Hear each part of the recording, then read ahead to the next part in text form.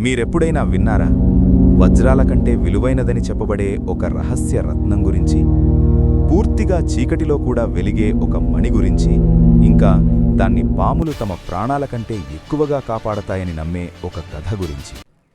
భారతదేశంలో శతాబ్దాలుగా ఒక నమ్మకముంది. పాములు సాధారణ జీవులు కావు, అవి కొన్ని రహస్యాల రక్షకులు. ఆ రహస్యాల్లో అత్యంత ఆశ్చర్యకరమైనది, వివాదాస్పదమైనది నాగమణి.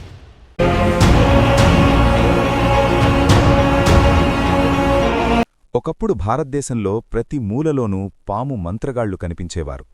వారు బీన్ వాయిస్తే పాములు దానికి తాళం వేసి నర్తిస్తున్నట్టు కనిపించేవి.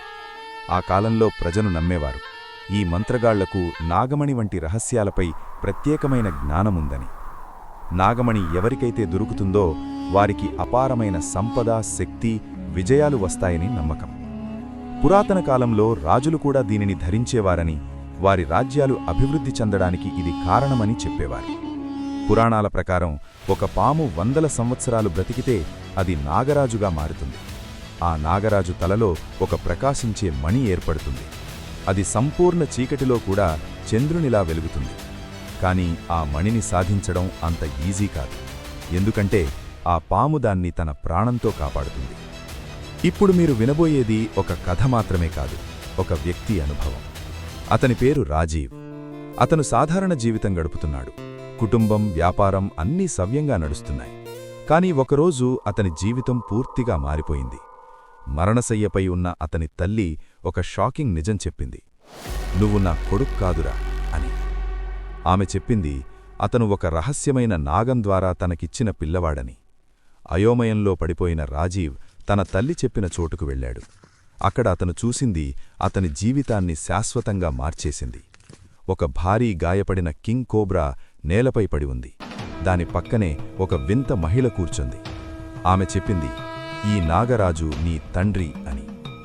చనిపోవడానికి ముందు ఆ పాము రాజీవ్కు ఒక చిన్న ప్రకాశించే వస్తువిచ్చింది.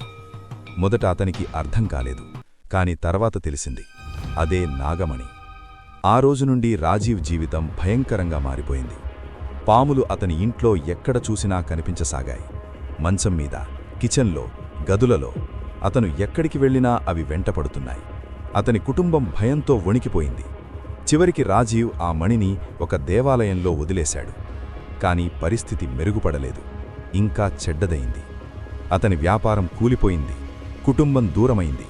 అతను అన్నింటినీ కోల్పోయాడు. అదృష్టాన్ని ఇవ్వాల్సిన మణి అతని జీవితాన్ని నాశనం చేసింది. ఇప్పుడు పెద్ద ప్రశ్న, నాగమణి నిజంగా ఉందా? శాస్త్రం చెబుతోంది, లేదు. ఇది కేవలం శరీరంలో ఏర్పడే రాళ్లలా ఉండొచ్చని నిపుణులంటున్నారు. కానీ ఎందుకు ఇంకా చాలామంది దీన్ని నమ్ముతున్నారు? ఎందుకు ఇలాంటి కథలు ఇంకా వినిపిస్తూనే ఉన్నాయి? కొన్ని రహస్యాలకు సమాధానం ఉండదు. అవి నమ్మకానికి, వాస్తవానికి మధ్య ఎక్కడో దాగి ఉంటాయి. నాగమణి కూడా అలాంటి ఒక రహస్యం.